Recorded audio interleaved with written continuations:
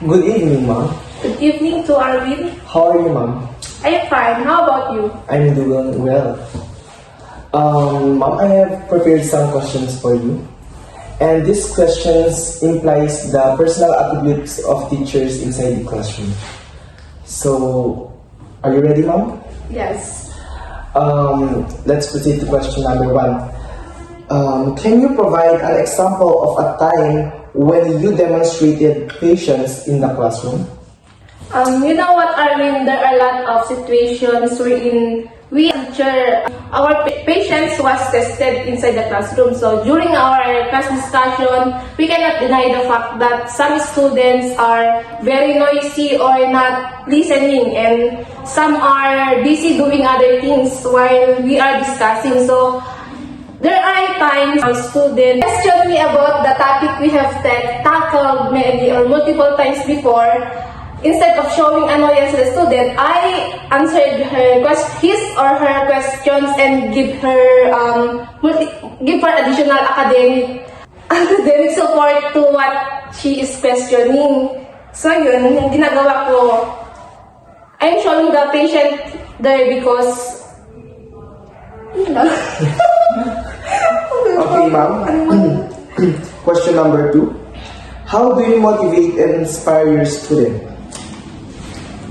In my part as a teacher, I motivate and inspire my students in numerous ways or numerous strategies. One of it are encouraging them by creating a supportive classroom where everyone feels valued and motivated to do well. So, making learning interesting, I use various teaching methods in real-life examples that suit different learning styles.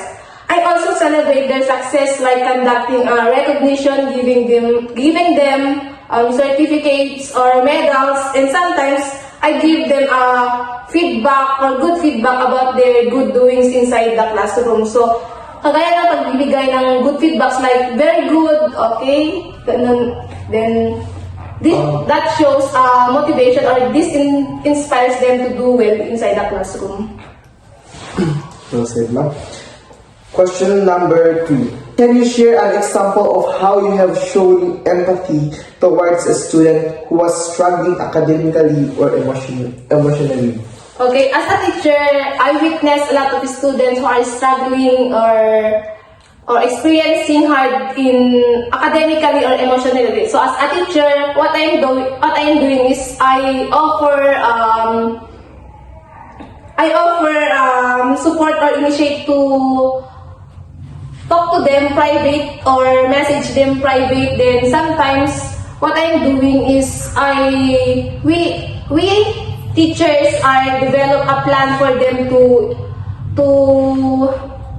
overcome their stress, and sometimes we as a teacher are giving them consideration like giving flexible deadlines or giving them additional academic support for them to overcome their stress. Or sometimes these steps or strategies will help them to succeed in their studies. Okay.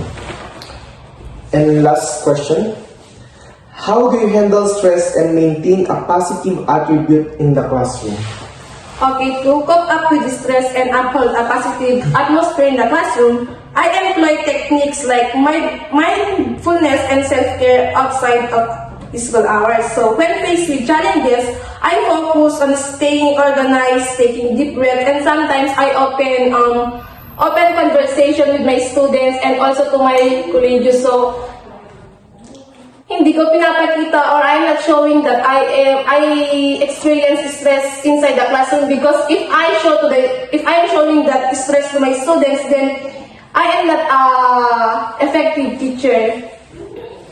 Tama po lahat, ma'am. So, yung sagot mo sa lahat ng question is napakaganda, and maganda pala ang ehemplo ng isang teacher. And that's for today's video. So that's all, ma'am. Thank you for joining me today. Thank you for answering my questions. Okay, good luck to your journey, Arwin. Thank you, ma'am.